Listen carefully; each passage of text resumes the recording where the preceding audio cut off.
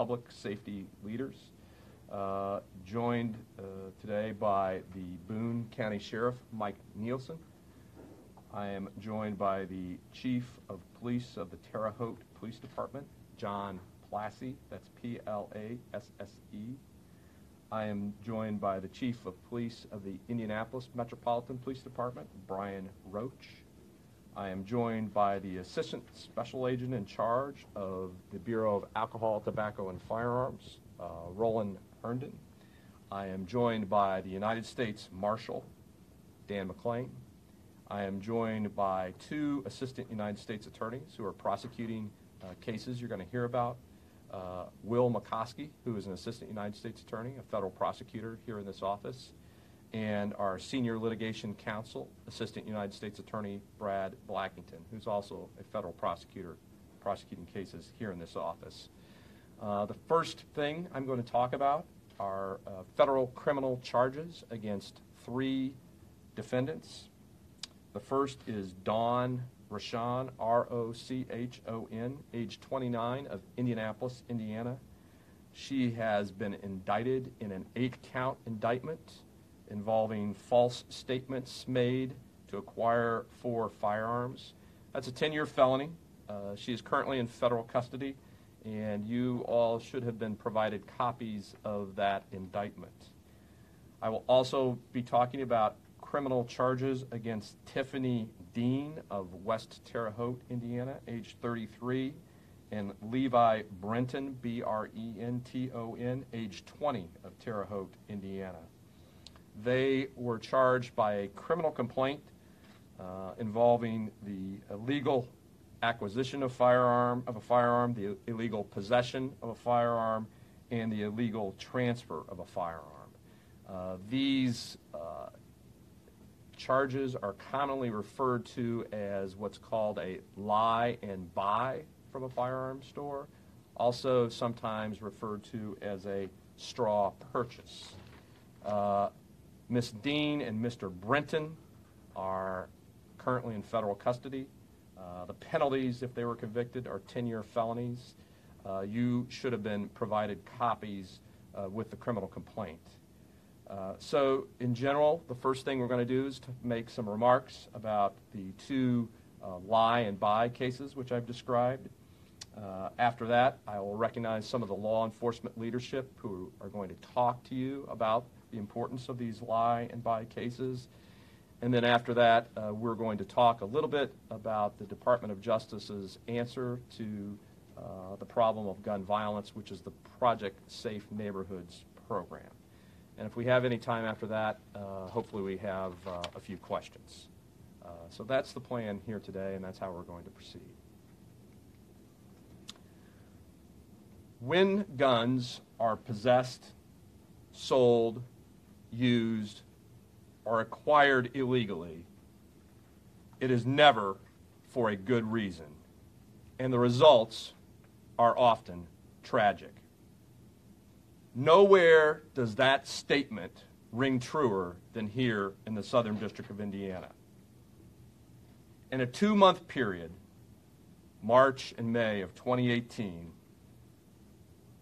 2 law enforcement officers were shot and killed in the line of duty.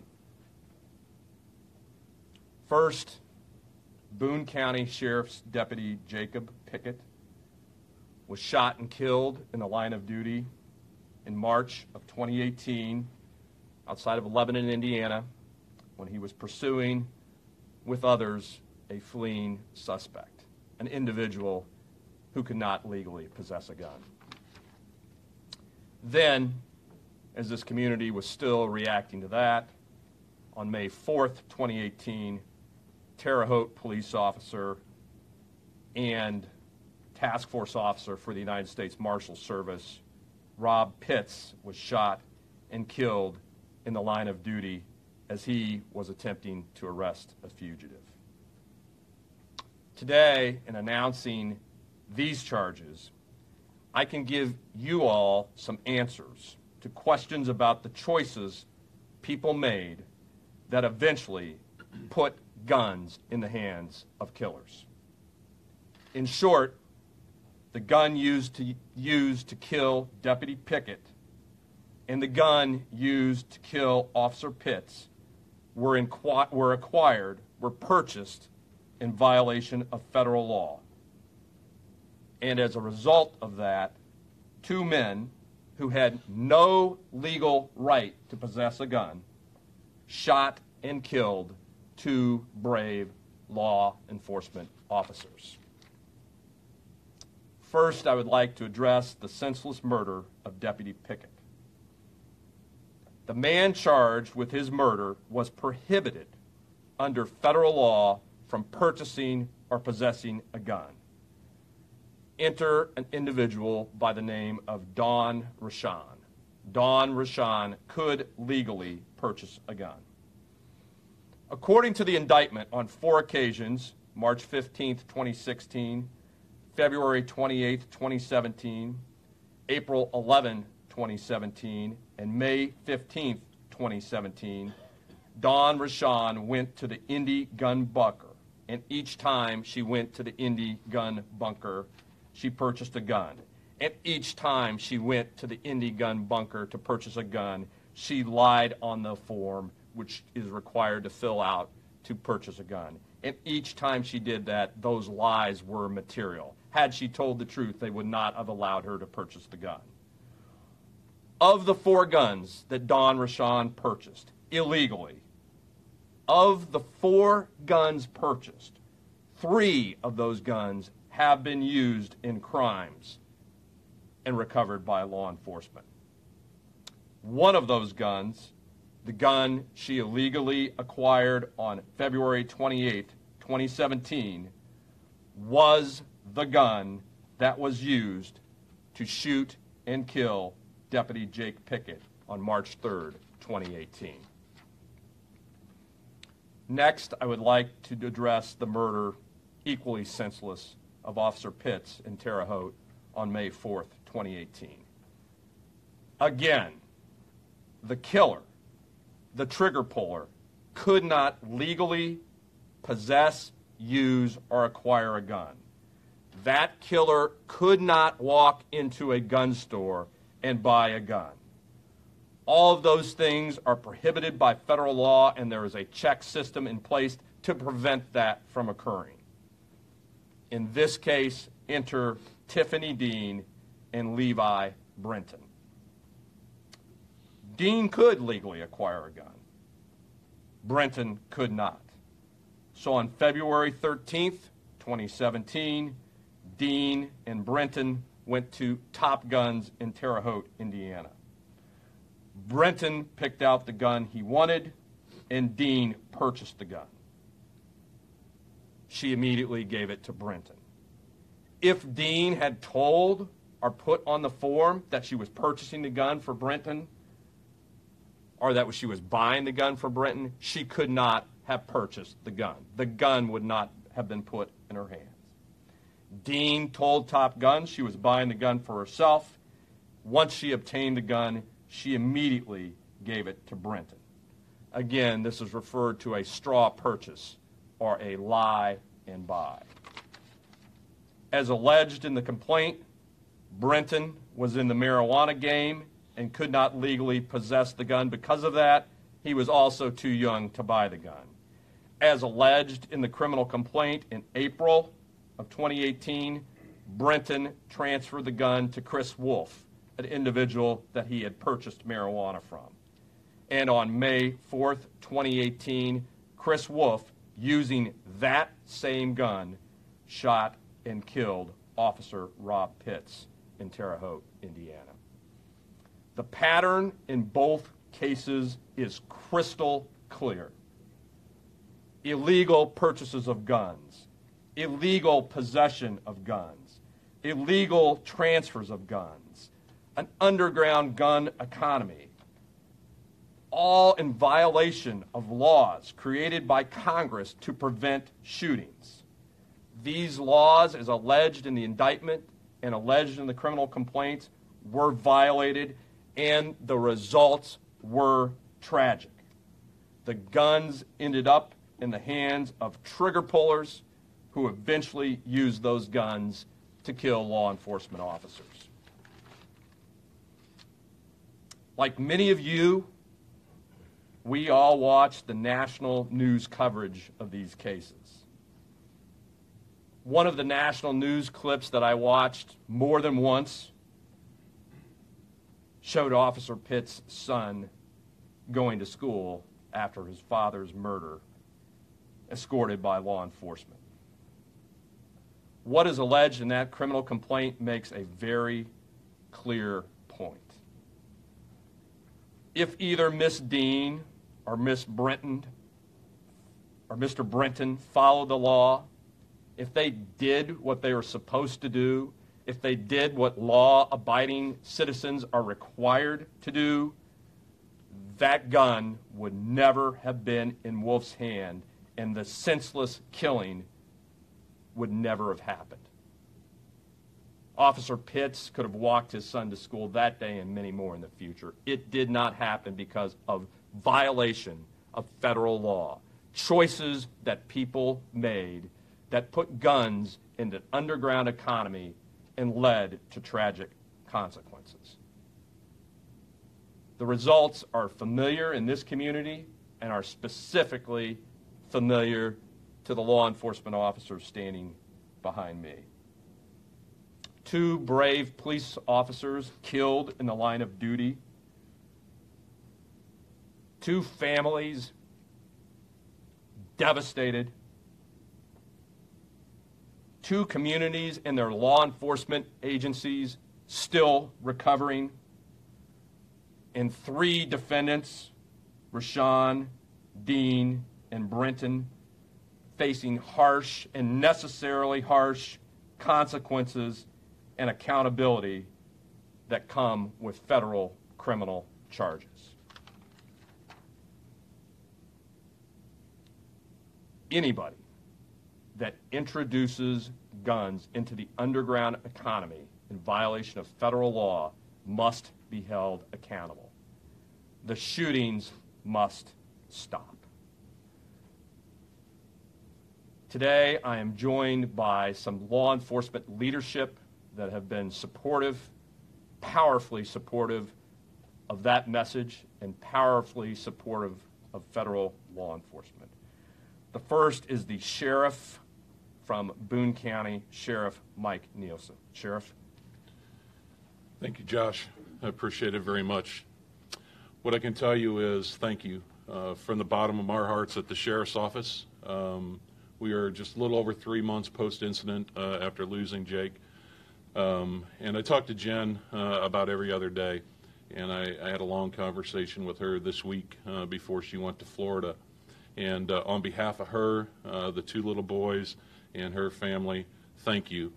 Mr. Minkler, thank you for the support that the federal agents, ATF, FBI, you name it, they were there in support of our agency post-incident that day within the hour. So you don't know the partnership that we have with the federal agencies. The Indiana State Police, Captain Mike Beard from my office, have been instrumental in making sure that we cross our T's and dot every I to make sure that Mr. Baumgart is held accountable. And I know that on the federal side, Josh and his team will make sure that the other folks will be held accountable when it comes to these gun law violations. So thank you very much. We will never recover from this. We will try to get back to what that new normal is going to be. But until you stand in an administrator's shoes and lose somebody underneath your watch, you have no idea how it affects us. And we've been there in the last 3 months. So thank you again, Josh, for everything you're doing for us, and from the family, we appreciate it. Also here joining us, who has been very supportive for a long time of federal law enforcement and supportive in helping us investigate this case, is the Chief of Police from the Terre Haute Police Department, John Plassey. Chief. Thank you, and I also want to echo the Sheriff's comments. The support we receive is tremendous, and we look forward to our continued relationship with all federal agencies now and in the future. But on behalf of the Terre Haute Police Department, the citizens of Terre Haute, and most importantly, Rob Pitt's family, I want to again thank you for bringing those to justice who helped bring these weapons where they shouldn't have been.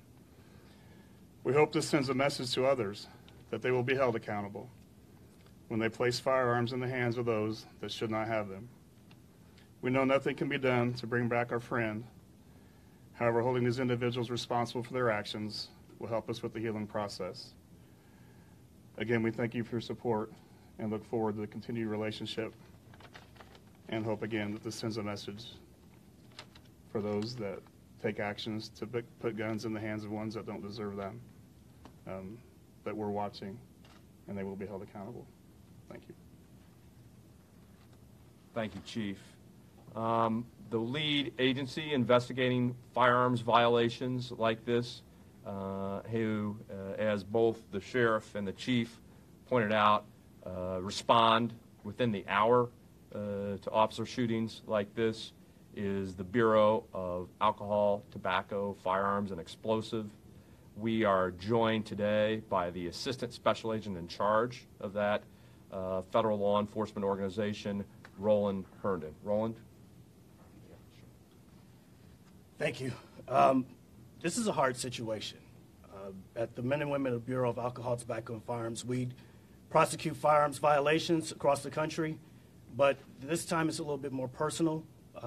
As the sheriff just said a minute ago, it's hard when we lose members of our command. I'm one of those that have also lost someone under my command, and as you all know, I had 2 ATF agents shot in the last month in the Chicagoland area. We will continue to fight this fight. We will always fight this fight. We will always bring those to justice that violate these laws. But it takes a toll on us also. And we will continue to fight, and we will continue to do our best, but we have to have the community's help in these type of situations. We cannot do our job without the help of the community and without information being received to us. In this situation, other situations around the country, tips have come in from community members to help guide us in these situations, and we could not do this without the community. So once again, I would say thank you to the officers and the work that we all do together, but I also say thank you to those who called and gave us information to allow us to do what we have to do. We will continue to do this, and we will continue to bring those to justice who misuse firearms, especially against citizens of the United States.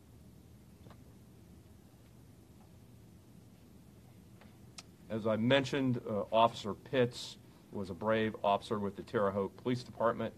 He was also designated, cross-designated as a task force officer with our United States Marshal Service. So we have the United States Marshal here with us today, Dan McLean. Marshal? I'd just like to thank you, Mr. Minkler, for all you do for writing these federal warrants for these folks. As you know, the Marshal Service job is to go after these individuals that have federal warrants on them, and we, along with the Attorney's Office, have doubled down on that, putting every effort into those cases. Officer Pitts was a task force officer, and as you can see up here standing beside me are our local, state, and federal officers. We all work together on this. We work diligently on it, and it's these local officers that are task force associated that are our eyes and ears on the ground, that go in day after day and deal with these folks that are breaking the law and committing these atrocities. So again, thank you for your efforts. I'd like to thank everybody standing with me up here. I'm a former sheriff, so I know what it's like to be on both sides of this. But from the Marshal Service, we're doubling down and doing what we can to help our brothers in arms. Thanks. Thank you, Marshal. On the Dawn Rashawn Lionby case, the Assistant United States Attorney, the federal prosecutor who will take this case into court and represent the United States of America, is Will McCoskey. Will? Thank you. The indictment against Ms. Rashawn would not have been possible if not for the great combined efforts of federal, state, and local law enforcement in the wake of the tragic and horrific murder of Deputy Jacob Pickett. I'm very honored and privileged to be a part of this collaborative investigative effort, and I just want to take this opportunity to reiterate what's been said up here about the hard work of law enforcement, but I'll restate it. I appreciate all the hard work that all of our law enforcement officers and partners have been doing, not only in this case, but in every case where they're out there working hard to keep our communities safe. Thank you. Thank you, Will. The prosecutor in the Ms. Dean and Mr. Brenton matter, another lie-and-buy and illegal transfer that led to the death of Officer Pitts, is Federal Prosecutor Brad Blackington. Brad is also the Senior Litigation Counsel for the United States Attorney's Office. Brad? I just wanted to say something briefly about Rob Pitts. I've known Rob well for the past 9 years. He was a police officer with the Terre Haute Police Department, and he was deputized with the Marshal Service in Terre Haute. Rob was involved instrumentally in just about every significant drug prosecution we've done in Terre Haute over the last 9 years or so, beginning with the Wesley Hammond case.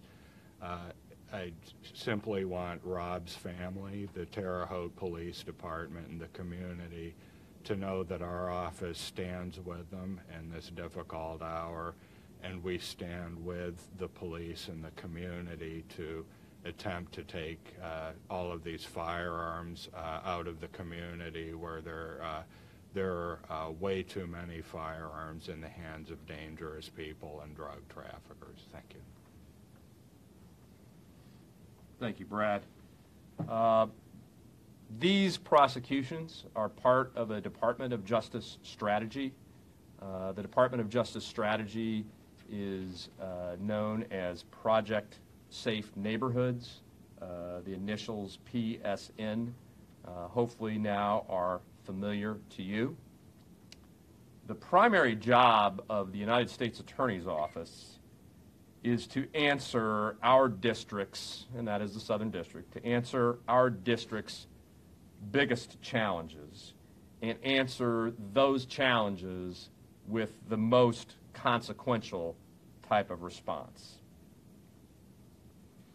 Make no mistake about it, gun violence in the Southern District of Indiana and in our community is about as big a challenge as any United States attorney has ever faced. Violent crime in Indianapolis is 250% of the national average. 2.5 times more likely to be a victim of violent crime in Indianapolis as other places in the country. Murder is 400% of the national average.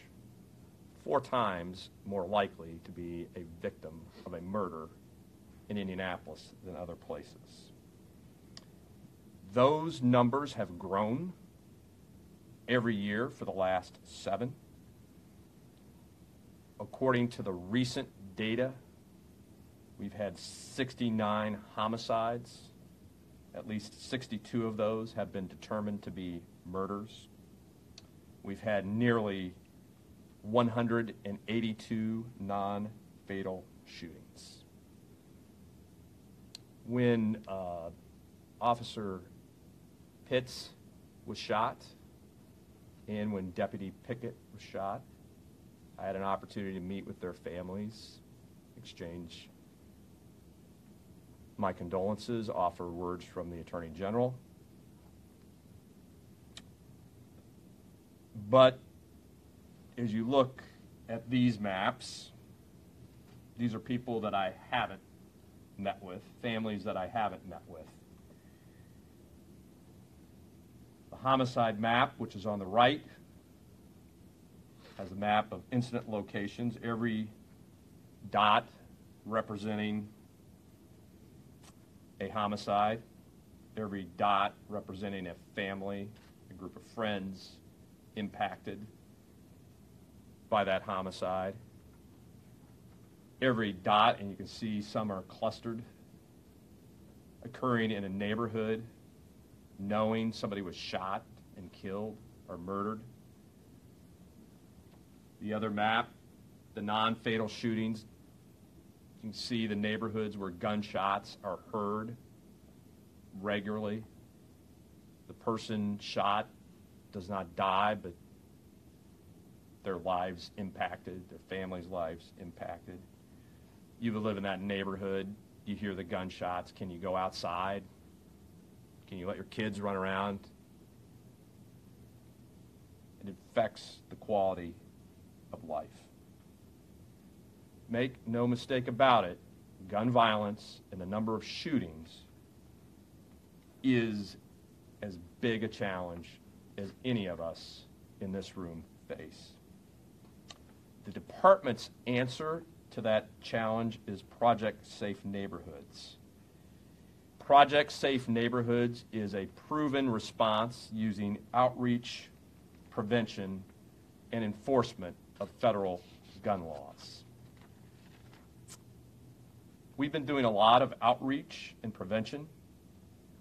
2 weeks ago, I think many of you joined us at IPS School 46, Daniel Webster, where we had the Justice League graduation ceremony. 19, 12, and 13-year-old young men learning leadership skills, working with lawyers from our office and Indianapolis police officers, working not just on leadership skills, but on ways to resolve disputes without violence.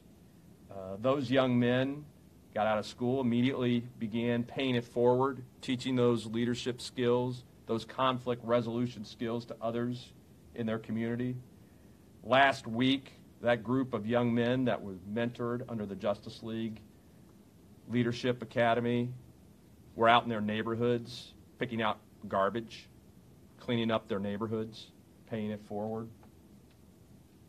Many of you have seen the office, our office's reentry job fair, where we work with people released from prison to try to find them jobs. You have a job, less likely to be a recidivist. That prevents crime. Many of you know about our REACH court. We've expanded that court from 1 to 2 courts in federal court. Again, working with individuals getting out of prison to keep them from committing another crime, to keep them from picking up a gun, to making unwise choices. I've met with the Urban League. I've met with the Marion County state judges. I've called for a return to the lever pulling that worked so well 10, 15 years ago, where everybody on state probation and parole called to meet with law enforcement and is told the consequences of having a gun with a felony, but is also offered help in terms of getting a job and getting their licenses restored. On Wednesday, I'll meet with the Chamber of Commerce. Next Monday, I will meet with the City County Council.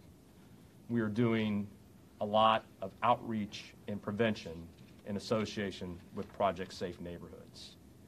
But today, I'm here to talk about our enforcement efforts. Enforcement of the federal gun laws is the cornerstone of Project Safe Neighborhood. In January of 2018, the United States Attorney's Office committed 6 assistant United States attorneys to each of the IMPD police districts and also 1 in Evansville. ATF equaled that commitment. They committed a federal agent and a TFO, a task force officer, to each of those districts with one simple goal: to reduce shootings. And our plan to reduce shootings was a proven strategy of increased federal law enforcement of the gun laws. To date, the data we have found, and if you look at the maps, it's supported. The areas where there are the most non-fatal shootings, the areas where there are the most murders, are also the areas where there are the most violations of federal laws. Those areas are where the more shootings, where there are the most shootings, where the most non-fatal shootings or murders, are also the areas where there is more illegal possession of firearms, illegal use of firearms, illegal acquisition of firearms. Those neighborhoods are the areas where there is the underground gun economy. And people individuals are arming themselves and are committing crimes. Let me give you some examples. There's a lot of cases that we've prosecuted. I've just selected 5. In Evansville, Franklin Fitzpatrick came from Louisville to Evansville. He was a twice convicted felon selling methamphetamine while in possession of 3 guns. Clearly a threat to that community. Correll Filzen, age 28, Indianapolis, previously convicted felon, had a firearm and was brandishing it during crimes of violence, including 8 business robberies here in Indianapolis. Brennan Rogers, 48, of Indianapolis, while in possession of drugs, was also in possession of a 9mm handgun and a 9mm Tech-9 pistol. Anthony White, age 20, and Brian York, age 30, both from Indianapolis, both prohibited from possessing guns, were brandishing and using firearms while they robbed $6 general stores and a BP gas station. Lawrence Bible of Indianapolis, 24, while under state court supervision, a convicted felon on 2 separate drug-related charges in possession of a loaded firearm. These are some of the individuals who have been targeted and prosecuted under Project Safe Neighborhoods. Targeting individuals likely to commit crimes of violence are committing crimes of violence in order to reduce the shootings in that neighborhood. In total, so far in 2018, 117 defendants have been prosecuted for federal crimes. 117 defendants are now facing federal penalties, including pretrial detention, being held without bond. In some cases, mandatory minimum sentences, 5 years, 10 years, 25 years, in some cases, life in prison. And federal prisons located outside of the state of Indiana, in some cases 100 or 1,000 miles away. If this sounds like a lot of defendants coming to federal court, it is. If this sounds like a classic get tough on crime approach, it is. If the consequences of arrest and conviction for these crimes sound harsh, they are necessarily harsh. Why are we doing this? Our goal is simple: to bring down the record number of shootings, to find the tipping point that will reduce gun violence. We know Project Safe Neighborhoods works. From 2003 to 2008, this was the Department of Justice's comprehensive violent crime reduction strategy. In 2009, the final Project Safe Neighborhoods research approach concluded that Project Safe Neighborhoods was responsible for a 4.1% reduction in violent crime. Crime was actually reduced up to 42% in some specific locations. The prosecution of those possessing illegal firearms or acquiring firearms illegally is an important target for federal prosecutors because, with very rare exceptions, federal prosecutors do not have jurisdiction and federal courts do not have jurisdictions over gun murders or over non-fatal shootings. Those cases belong and are well prosecuted by our state and local prosecutors.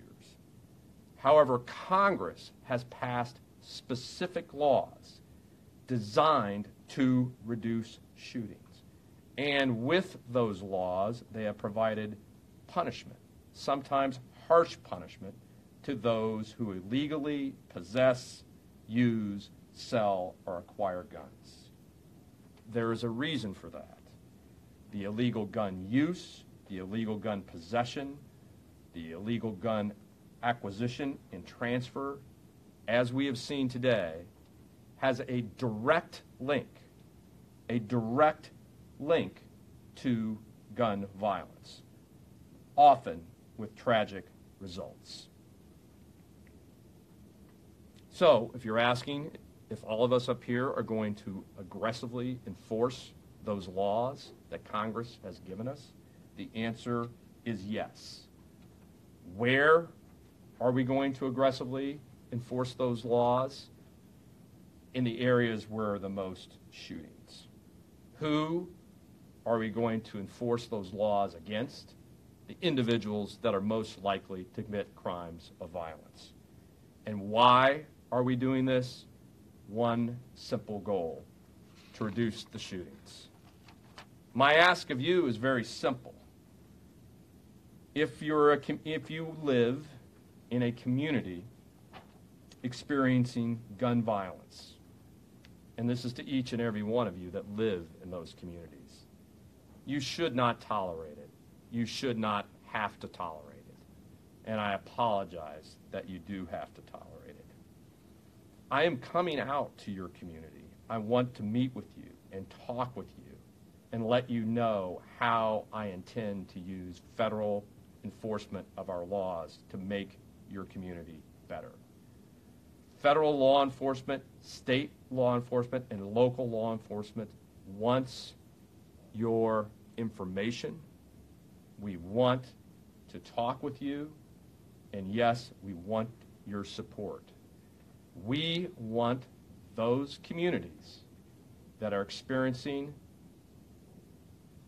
a high number of shootings, an unacceptable level of gun violence, to say to us collectively, we want you to enforce the federal laws.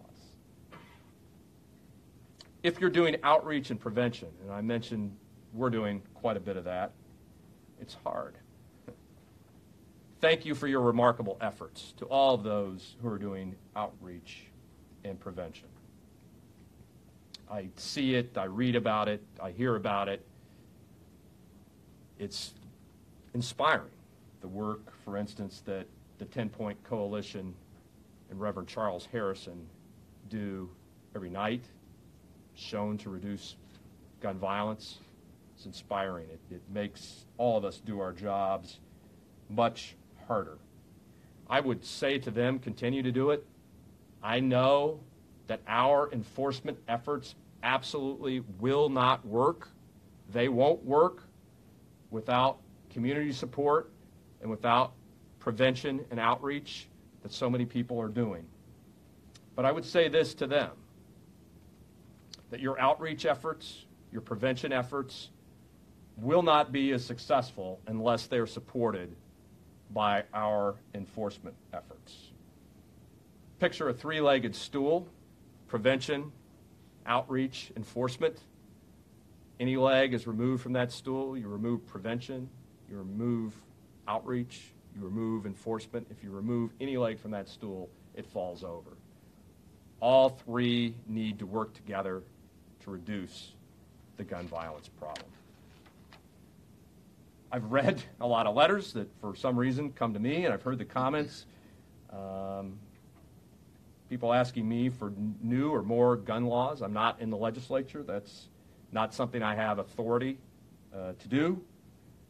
But I would say this to individuals that are constantly asking and earnestly asking for new gun laws, that new gun laws will not work unless somebody enforces them. Gun laws have to be enforced. Firearms laws have to be enforced for them to work. So I'd ask those people who are earnestly looking for new and better laws to also support us, to support this group up here when we simply say we want to enforce the laws. For the cynics and pessimists, I know there's a lot of people out there that have heard federal law enforcement strategies and claim they won't work. Usually you have the cynics and the pessimists have a backpack of complaints and cynicism about law enforcement and federal law enforcement. I want to meet with you. I want to come out and talk with you. I want to unpack that backpack, your complaints and your cynicism one by one. And at the end of the day, I want us to stand together and ask that we enforce the federal laws. And finally, for those who don't support enforcing the federal laws, we have 2 law enforcement officers shot and killed because of violation of federal laws. We have violent crime now at 250% of the national average. And we have homicides at 400% of the national average. I submit to you it's time to change your mind. Project Safe Neighborhoods will work, but it requires the support of the community. It has to happen. The community has to support law enforcement efforts to reduce the shootings. So I'm asking members of the public to support our efforts, to support our outreach efforts, to support our prevention efforts, and to support our federal law enforcement efforts. It's time to enforce the federal law. My strongest partner in reducing gun violence outside of the Bureau of Alcohol, Tobacco, Firearms, and Explosive has been the Chief of Police of the Indianapolis Metropolitan Police Department. We've traveled to other cities together where gun violence has been successfully reduced. I meet with him once a month. He informs me and helps me with this strategy, and I'm so happy he's here to join me today. Chief Brian Roach, who has done just a tremendous job for our city. Chief. Thanks, Mr. Minkler. What you've heard today is a kind of a blueprint and a template for how not only this city, but cities nationwide are addressing the gun violence. The stark numbers that you heard should be unacceptable. They're unacceptable to the men and women of the Indianapolis Metropolitan Police Department. They're unacceptable to the community. And I want to encourage you that what you see, what was just discussed, is paramount to overcoming that. And there are strategies that work. Your question should be, well, how come it hasn't worked yet? How come we haven't seen the reductions this year? I think we will, and I'm confident that we will. It's about keeping guns out of the hands of people who should not possess them, and you just heard a discussion of why that is bad. And it's those black markets, it's those straw purchases that unfortunately ended the lives of these officers, and as a police department, we've had the same thing. But last year we had 156 people, members of our community, and so far this year we've had 63 members of our community who have suffered from the same consequences of that black market and those straw purchases. Unacceptable. Deterrence. What you've seen here today and what Mr. Minkler has talked about is there being consequences for the actions of people who should not possess guns. If you look, as we travel and look at other cities, it's that deterrence that has an impact. New York City goes from thousands of homicides to hundreds of homicides because those that carry guns illegally are dealt with. So those laws on the books are used. The other things that we continue to try and do, we work great with our ATF partners. Ballistics. Here in the city, we were just getting to the point where all that technology is actually having an impact, and we can say that these shell casings or these bullets from these different cases, now we can put those together and start identifying people. And you pick up the gun on someone in a traffic stop, and you start putting all those cases together. So those non-fatal shootings that in the past were so difficult to solve, now we're having some success there. The men and women on the streets, part of what we're trying to accomplish is being very targeted about this. There are people that we know of, and there are places that we know of that have the most impact on the violence on the city of Indianapolis.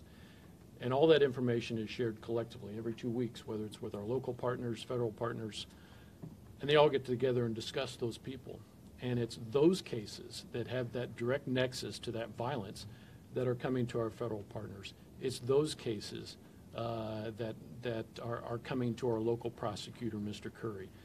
I've never seen the energy and the impact on each one of our districts, where you have police officers in individual units, you have ATF agents, you have the Marion County Prosecutor's Office, you have the U.S. Attorney's Office, all discussing the same people and the same cases and making a determination collectively how best to impact the lives of those people.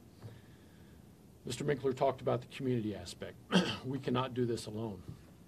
In Marion County, we just identified a community reduction violence interrupter, for a lack of a better term, a director that rises and falls every day thinking nothing about the city other than how do I reduce violence.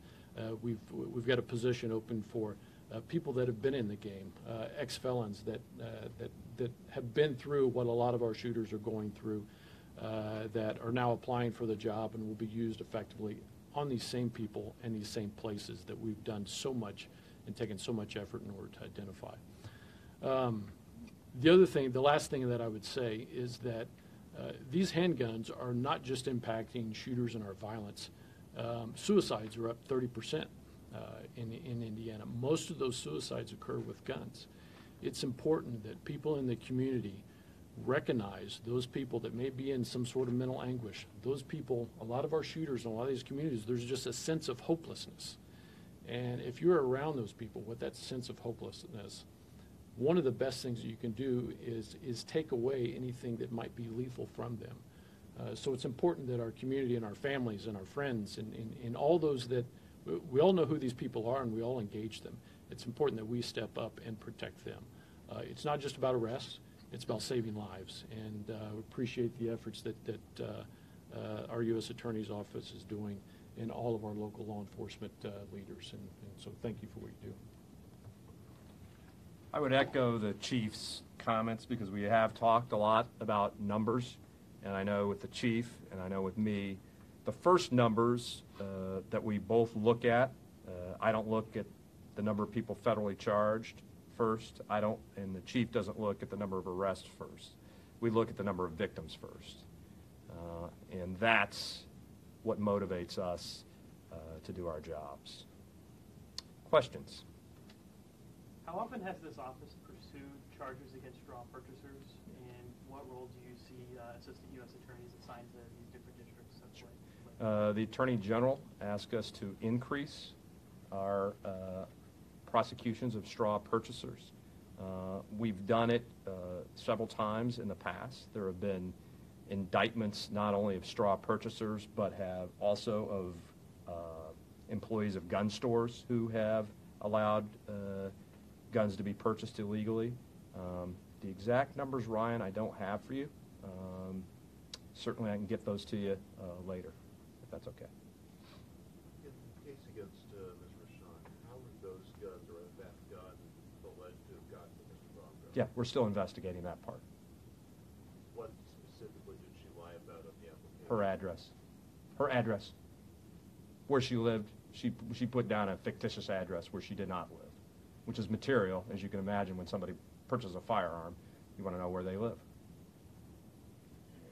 Sheriff Nielsen, how frustrating is it to you and those folks in your community when someone makes a illegal strawman purchase like this and the devastating impact it had on your community?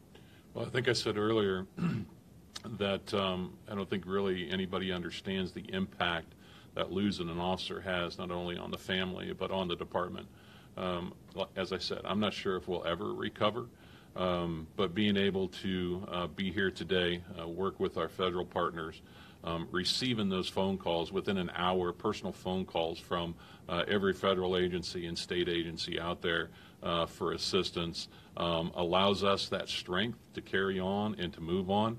And this may be the beginning of sending that clear message that we won't tolerate this anymore.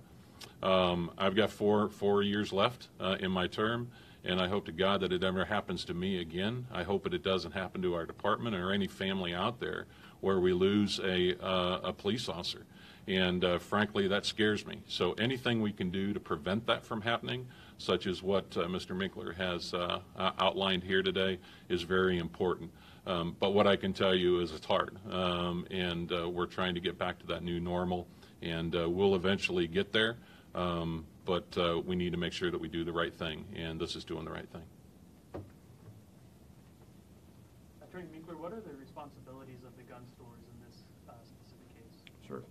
To make sure and to verify that the information that is provided on the ATF form is accurate, and then with that information, run a check to make sure that the individual to whom you're providing the gun is not prohibited. If all those things come back clear, then the gun store can legally sell the gun. There's a lot of checks built into the system. The first check built into the system is to accurately fill out the form. In this case, the two individuals that purchased the guns from the gun store lied on the form. Had they told the truth, it's likely that the guns would not have been sold. Yes? What was it about Ms. Rashawn that would have kept her from being able to buy the gun if she had Sure. listed her accurate address? Sure. There is some law enforcement sensitive information, which I can't share with you now, but that would have triggered some things that would have prevented her from buying the gun. In the case of Tiffany Dean, it said that when she was there, her brother held the gun, shot it, and he actually walked out of Top Guns with it. So is Top Guns in any way, responsible for the purchase of this gun? It seems that it was pretty obvious that the gun wasn't for Dean. Sure. That's an inference that you're drawing. We looked closely into that and did not determine that the gun store had violated any federal laws. However, there are cases where gun stores and gun store employees do clearly violate the federal laws, and when that happens, they're prosecuted. Okay, folks, thank you very much.